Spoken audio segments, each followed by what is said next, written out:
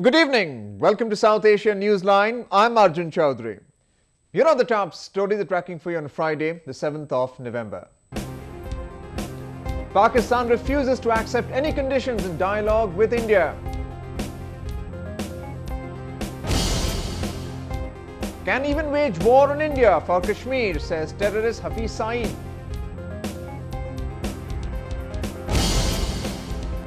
And Bollywood adapts cult classic in the Shaukeens.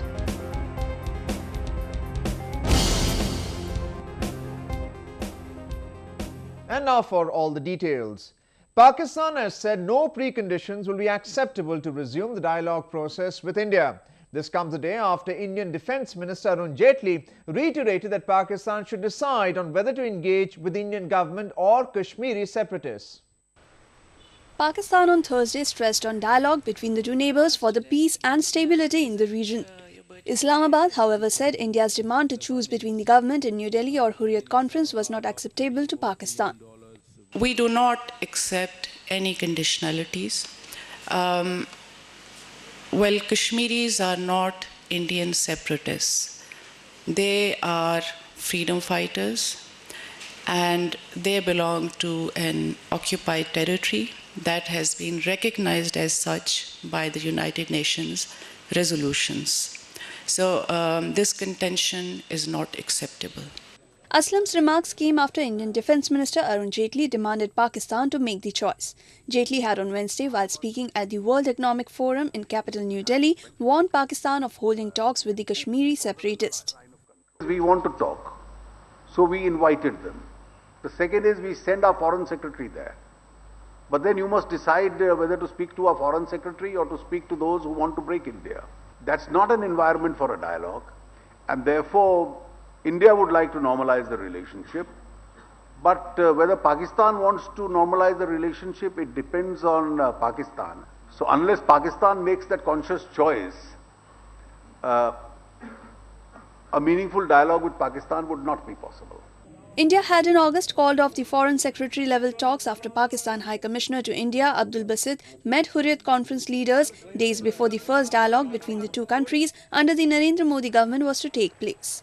Pakistan justified the meeting, calling it a practice it had been following for years. India, however, made it clear that any meaningful talks to resolve issues between the two countries will be possible only between the governments and without consulting the separatists. A policeman was arrested on Thursday for hacking a blasphemy accused to death inside a Pakistani jail. This is the second such incident in the country in over 2 months and comes even as a Christian community in the country continues to protest against the brutal killing of a couple for alleged blasphemy this week. 55-year-old blasphemy accused Tufail Haider died after being attacked with an axe by a policeman while in custody on Thursday.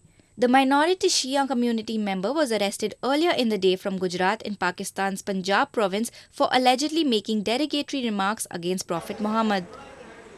Thursday's incident comes 2 months after a similar incident happened in Rawalpindi jail.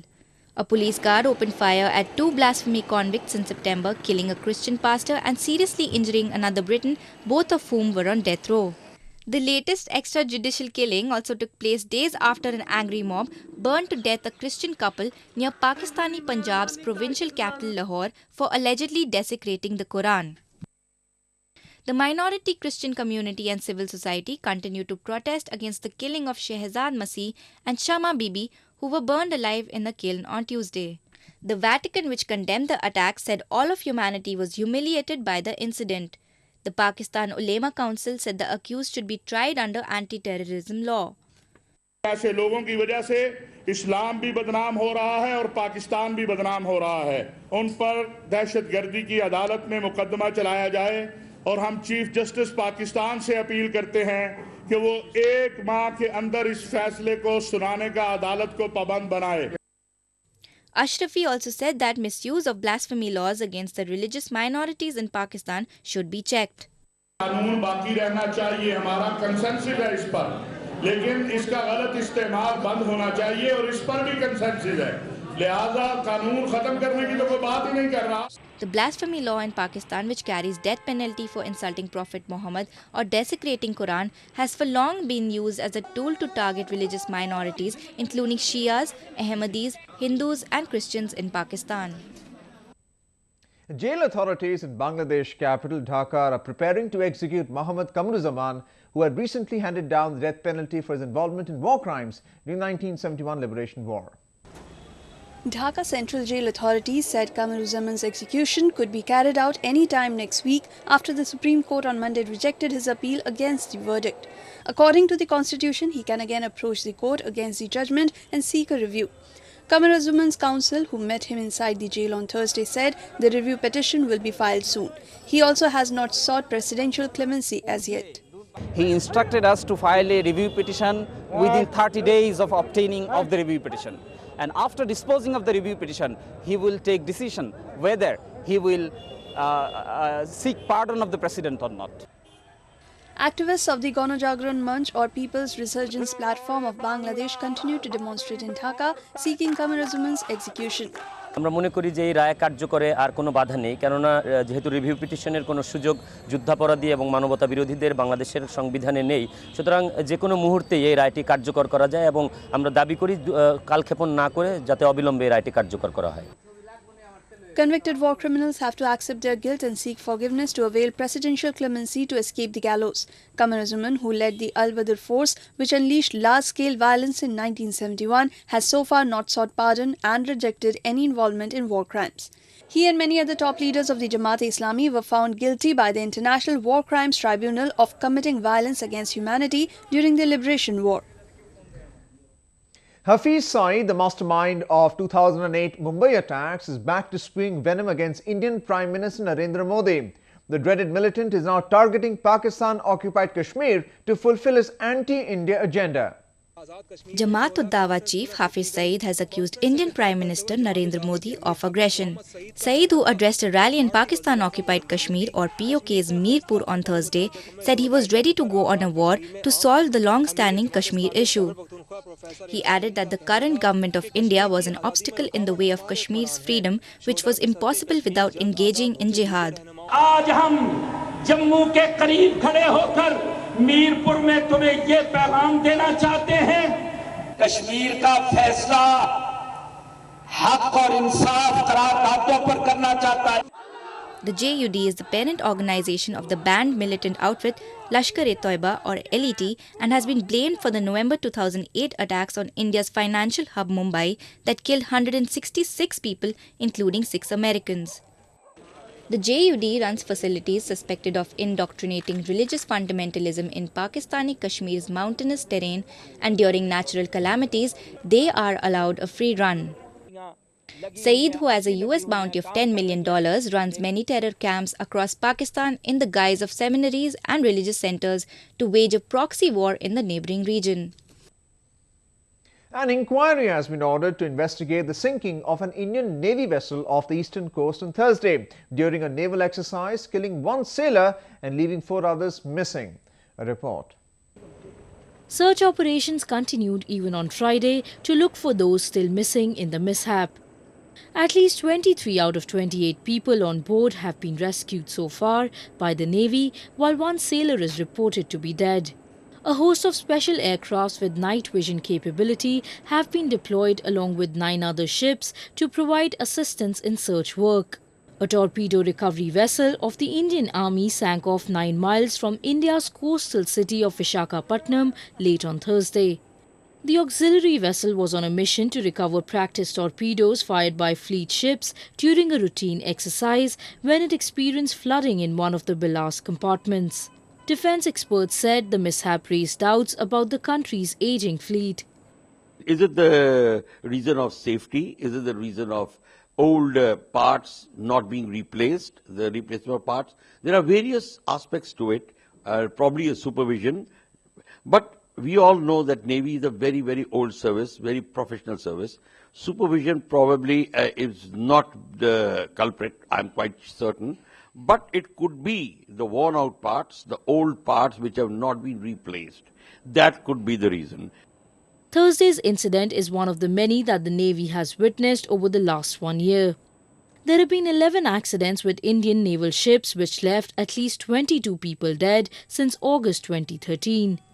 The INS Sindhu Ratna and INS Kolkata faced 2 consecutive mishaps in February and March this year, killing 2 sailors and an officer respectively.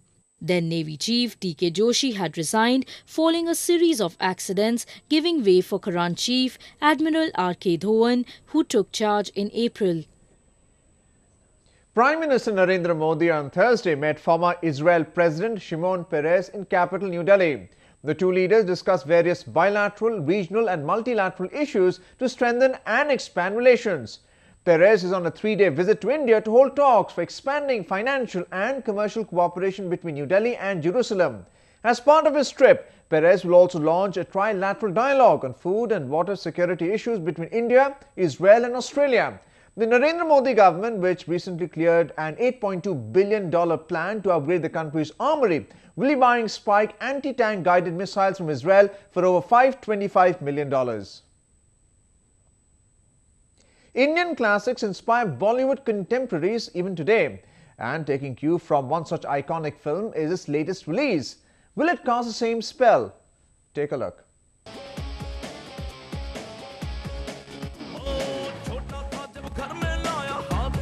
Bollywood's love for adapting age-old blockbusters continues, and if the film stars few of the stalwarts of Indian cinema, stakes already run high.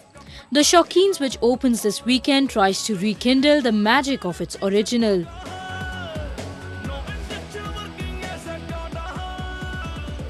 The cast of the film, including actors Akshay Kumar, Anupam Kher, Anu Kapoor and Piyush Mishra, promoted their upcoming film in capital New Delhi.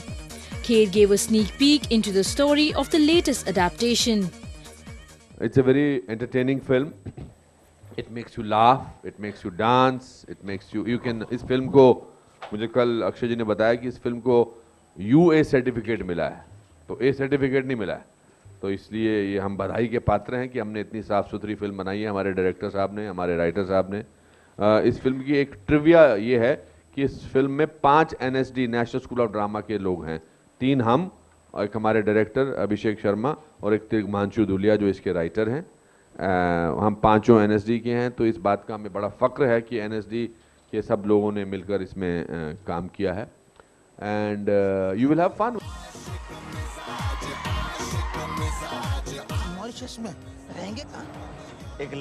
The Shaukeens, which has been written by maverick filmmaker Tigmanshu Dhulia, also stars model-turned-actor Lisa Hayden. Kumar, who has an extended cameo, plays himself in the film. The 47-year-old actor and producer said it was a pleasure to work with a veteran trio. We have enjoyed ourselves and I'm a big huge fan of all 3 of them. अगर आप film देखेंगे तो आपको यकीन होगा कि इतना मैं ज़िंदगी में अपनी फिल्मों पे नहीं हंसा जितना मैं शौकीन देख के हंसा हूँ इनकी एक्टिंग देख के। I love you. Oh God, बस कर पगली, रुलाएगी क्या? The Shaukeens is a remake of the 1982 classic Shaukeen. It reprises the story about 3 old men who decide to have some enjoyment in their lives. As the trio of KD, Lali and Pinky take to Mauritius, they meet free-spirited Ahana and end up wooing her together. The film also stars Rati Agnihotri.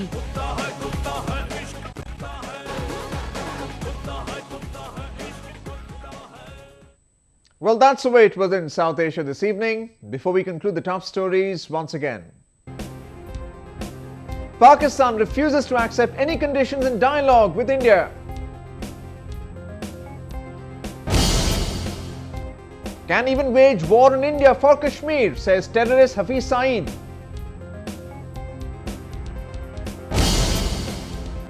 And Bollywood adapts cult classic in the Shaukeens.